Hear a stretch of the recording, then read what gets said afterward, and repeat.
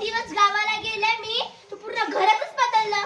तुम्ही नुसतं गावाला जाऊन बसतात, मला इकडे सुधरत नाही माझं. मला अजून एक मुलगा आहे का? मला एकच मुलगा नाहीये. दुसरी पण सून आहे माझ्याकडे. तिच्याकडे पण बघायचं असतं मग मी मला. पण एक सूनच आहे ना. मग राहते ना 1 वर्ष. मी काय तुमची मुलगी आहे का? एक महिना इथे राहते, 1 महिना तिथे राहते. मग राहते ना दोघांकडे. राहते. माझा जीव मसनात घालून ठेवला. सोनालीचा फोन आला. हा बोल ग, कशी आहे? सासू काही काम नाही करत लावत ना? बरं. मुलगा कसा आहे तुझा? बर. मग कसं चाललंय तुझं? लेस काम करते पण नुसतं नावच कुठली पण. हा कुठे ते पोरगे काम करत बसले. हा आईने शिकवलंय ना. आई पण लय शिकवत असते की आजीकडे जायचं नाही, आजी तशी आहे, आजी अशी आहे. काय म्हणायचं आता? बोललं तर परत लय बोलती मला दुसरं करून.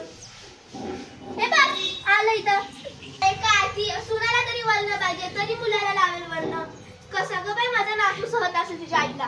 चल ग बाळा काय करायला. 2 दिवस गावाला गेली तर डब्यात सगळे काजू बदाम सगळं गायब झालं. काय माहित कोण आलेलं घरी. आता आपल्याकडे सीसीटीव्ही तर नाही घरात कोण आलेलं. तिची आई आलेली का बहीण आलेली काय माहित कोण आलेलं. बरोबर. हा सासू बोलवली. जा ठीक आहे बाय. सासू पण छान. द्या चहा. बाई साखर ते कमी आहे का घरात? साखर का नाही टाकली आहे? तुम्हाला जमत नाही ना, डायबिटीस आहे ना. थोडी पण साखर टाकायचं हो नाही ना. मला नाही वाटत ना तुम्ही मारू. घे चहा तूच पी. दुसरा चहा करून घ्या तुमचा चहा. बाई ग काय साखर टाकली? मरायचे का मला? डायबिटीस वाढवायची का माझी? माझं तुम्ही जे बोलला, विचारा. मला काही येत नाही. मला जाऊ नका तो. ते चालले. बघ कसं मारायला ना तू. असू द्या. चांगलं आहे, तुम्हाला तेच पाहिजे ना. बघ बघ आता शिकून ठेवलं ना तुला मारायचं नुसते. बघ कसं मारायले. असू द्या, तुम्हाला तेच पाहिजे. काय पसारा झाला. तुम्ही खूपच चुकवले तुमच्या नातूला.